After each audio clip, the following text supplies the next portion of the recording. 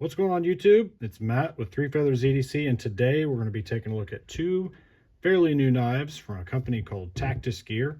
They've been around since 2024. They have 3 releases, 2 of them being the same model, and then they have a new model called the Frontier. But today we're going to look at the Strike models. So without further ado, let's take a look at them. As I said earlier, they have 2 models of the Strike. The first one right here is a G10 with a carbon fiber overlay. We've got purple thumb studs and a matching purple backspacer. The second model is an aluminum construction with a carbon fiber inlay, green thumb studs, and a matching green backspacer. On the show side, we also have a very flush pivot, and we have a button. Deployment options on both models are thumb studs that are ambidextrous for the standard thumb, the reverse flick, we can do the front flipper, or we can do the rollover. And lastly, you can use the button operated compression lock up top for deployment and for close. If you saw my previous videos about this particular model, I did have some issues with the blade actually contacting the backspacer. All I had to do was message the owner. I believe his name is Tim. He had me send a video, and he sent a brand new knife out. As you can see, this one is not touching the backspacer at all. Everything is fine. I think I just got a lemon that was sent to me.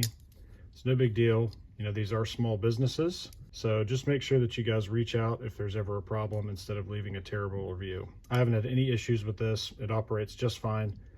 So just make sure you do that before leaving a bad review on a knife. I have found a couple of differences between both models.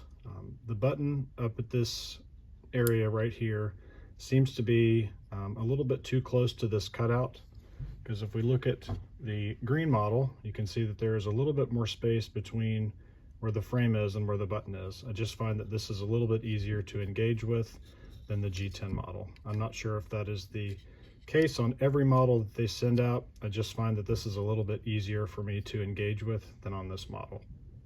Along with the button, both knives do operate on a detent. You can see the detent and liner right there.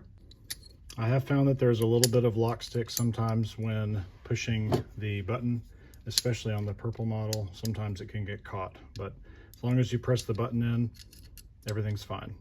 Both of these models are very lightweight. You can see that they operate on inset liners as well as weight relieving on both sides for easy carry. Let's go ahead and do a couple size comparisons. So there's our PM2 up against both models of the Tactis Strike. You can see it is a fairly compact design. Let's check out the width. You can see it is a fairly slim knife, so we'll go ahead and get those lined up. It's just a little bit thinner than the PM2. Overall weight of each knife is 3.15 ounces. Overall length of the knife is 7.4 inches. Blade length is 3.15 inches. After deploying the knife, there is just a little bit of blade play. There's not much. It's nothing to complain about, but the lockup is solid. You can see this large area for the front flipper comes over this stop pin right here and clicks into place, so there is a pretty solid lockup there. Doesn't feel like there's any pivot lash as well. Overall ergonomics of the knife after it's deployed, we've got a very thin handle. It's aluminum, so it's smooth. There is a chamfer here with a slight edge on each side. My index finger wants to sit right here very comfortably. The jimping does extend just enough, so I don't have any complaints about traction or grip is here as well. Like I said, my fingers want to sit right here. This is a kind of more of an acute cutout right here. You know, I can feel it, but it's not uncomfortable. It's just kind of a natural place for your finger to sit. You can choke up here. This is just kind of a small ridge to do so, but there is a small choke up area, and the jimping extends just enough for you to do that. We've got a plunge grind and plenty of room for sharpening with our sharpening choil right here. So you're going to have plenty of sharpening life because there is no contact with any pin in the back. We do have a 14C 28N blade with a swedge up top and then a swedge down here. This is a very interesting, precise tipped blade. So we've got our kind of Tanto and then kind of a modified, what would you guys call that? Go with a modified Warncliffe kind of design, modified sheep's foot. You know, most of them don't come down to an acute tip, so we're going to go with Warncliffe right there. So it's got, you know, both modifications here. It's not quite a spear, but it's got a very acute tip for any, you know, precise precision work that you would need to do. Let's go ahead and take a look at how sharp this knife is. It does not bite in very well, but once it gets in there, it kind of pulls. It could probably use a little bit of aftermarket sharpening, but once you kind of get in there, it is nice and smooth. Let's check the tip here. Tip, same thing, kind of bites and tears as opposed to slicing through things, but you know, I think that with a little bit of work on the edge, I think that this thing is going to sharpen up just fine. HRC on this is 59 to 61. I think the most interesting part of this is probably when we take this apart, we're going to see how this compression or button operated compression lock works. So let's go ahead and get these things taken apart. So here's the knife taken apart. We do have ceramic bearings on a plastic race. And here is our button. So there is our spring that compresses, and then it's got this little milled out area. And let's take a look at what that does. It looks like this fits over top of this little groove, if I can get it back in there. So be careful taking this thing apart for sure, because this spring will vanish on you. Well, this is painful to watch, I bet. So there you go. That's where they get that kind of compression. I guess that spring kind of keeps this in place. There we go.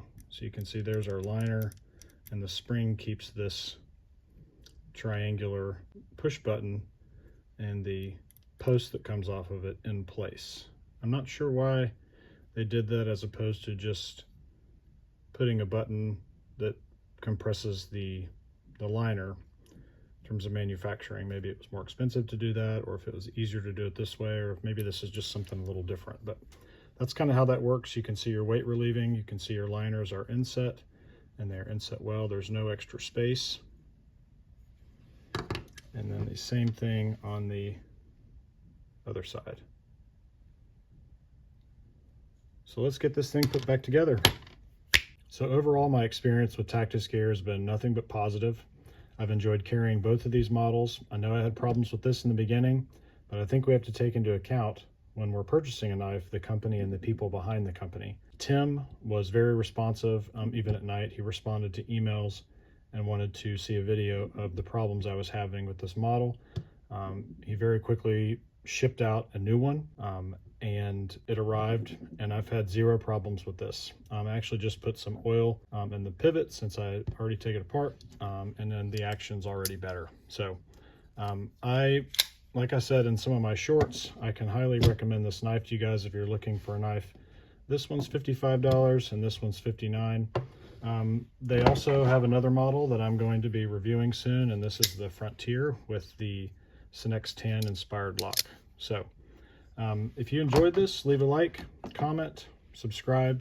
Links for these will be in the description, and links will also be in my bio. You guys have a great day. God bless, take care, and be good.